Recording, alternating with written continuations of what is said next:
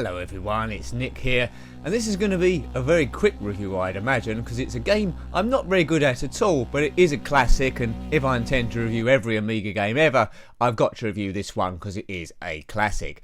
It's Flashback on the Commodore Amiga, developed by Delphine Software International, the same developers that gave us Another World, and it's been published by USGOLD in 1992. It's a single player game, and it's very, very cinematic as we see some cinematic stuff going on. My guy you control is Conrad. He's against practically everyone, including aliens. This game also came out on the Acorn, the Mega Drive and Genesis, and lots of other stuff as well, iPhone also. It did have a sequel called Fade to Black in 1995, so 3 years later, but that didn't come out on the Commodore Amiga, it was just DOS and the PlayStation. The graphics on this are gorgeous, and the music is gorgeous as well. It's non-scrolling screens, it's a puzzle-solving platformer where you have to pretty much guess your correct route, and it's trial and error really. But the animation is a bit like Prince of Persia, and look at that opening screen. Fantastico! Quite realistic in strength. Conrad will die if he falls down too far. Quite a groundbreaking game this. So you just saw Conrad escaping on his speeder. He crashes on the planet Titan and loses his memory, and then has got to get that back by doing various jobs for thugs and God knows who else. He generally must save the day and kill all the bad guys.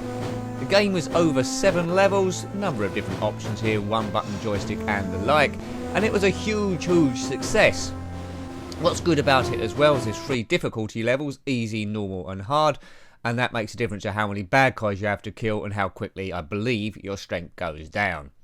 So we will be just having a quick look at this, see how it plays a little bit, but I didn't really put in the hours to be decent at it, but as I say, I had a choice of either ignoring it completely or at least having a brief go on it. Disc 2, where's that? Maybe I should have, yeah, anyway, it's around here somewhere.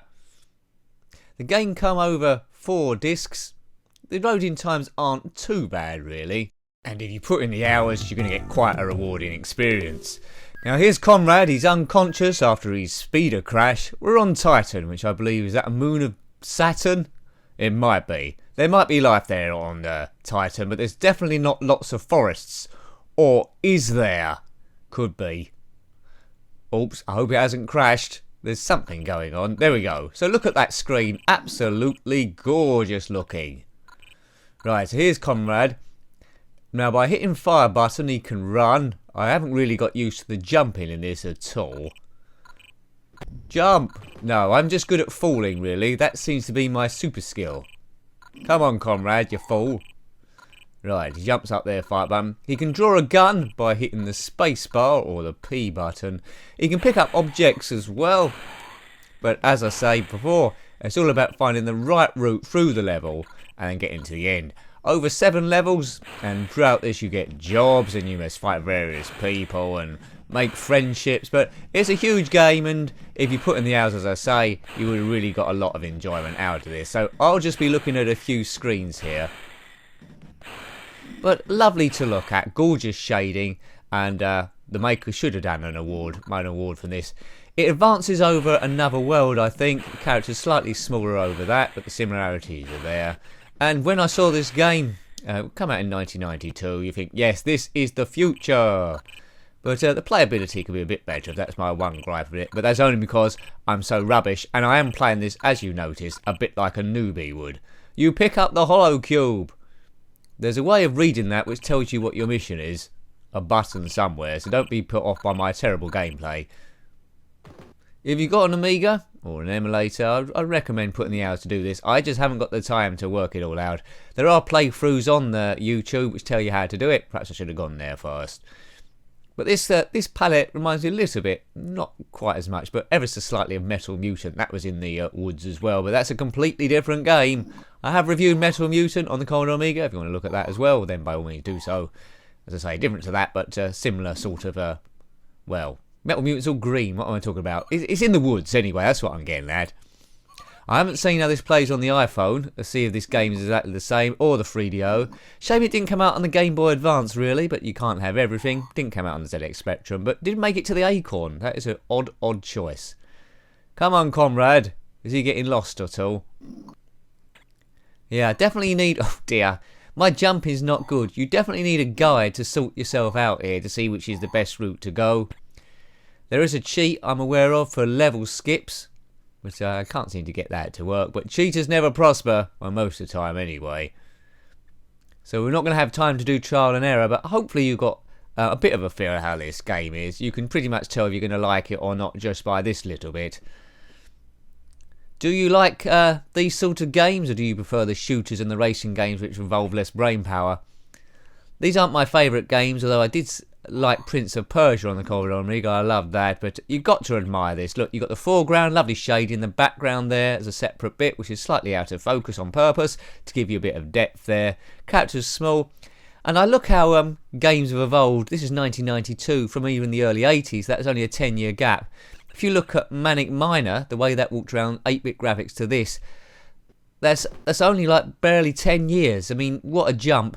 And then if you scan this forward from 1992 to 2002, and then another 10 years, we're advancing at a hell of a rate. Now, the difference between PlayStation 4 games and PlayStation 3 games, you notice, but the jump isn't as big, so maybe that's going to slow down a little bit going forward. I'm unaware if this had a HD remake. It probably did, and I've never played Fade to Black the sequel on DOS or PlayStation. Have you played that? Let me know if you have. How does that play? Is it as good? Is it as easy? Or is it more difficult? Now, this is on easy mode. There is also a glitch somewhere, a cheat, where if you get right near the scenery and turn around, hit Y button and run left and right, you can actually go through walls. So that might be helpful here. I certainly need to jump up there, don't I? But something's not happening. So basically what you got here is a fool wandering around the opening few screens. There's a way, it must be a way of doing a running jump from across there, but God knows if I know how to do it. It's not happening. Yes. So you can tell already, I haven't played this game a lot, but you can see how good the animation is at least. Conrad's got nice jeans on. I don't know how he got here, apart from his Titan speeder crash. So he's a bit of a secret agent really, a bit of detective. He's a hired hand looking for stuff to do. Oops, and that's not going to help anyway, is it? Conrad, calm down, you fool. He doesn't say much, does he, Conrad? He needs a bit of food soon, although food isn't a part of this game like Attic Attack would be on the ZX Spectrum. He seems to be able to go for days without any food. No night and day in this, it just stays the same time of day the whole time. And watching this makes me feel like I want to go to Titan. Not this bit, maybe a more touristy bit, which has got a 5-star hotel and all other facilities, a drinks cabinet and what have you. I can't seem to be able to walk through this tree. Maybe I spin round and do something. No, that's not happening. Anyway, I think... oh, there's the gun there. I think we'll leave that there. Hopeless as I am at the game, but hopefully it gave you a chance to have a look at it. That was Flashback on the Commodore Amiga, published by USGOLD in 1992. Thanks for watching as always, and until next time, take care, and goodbye. Goodbye.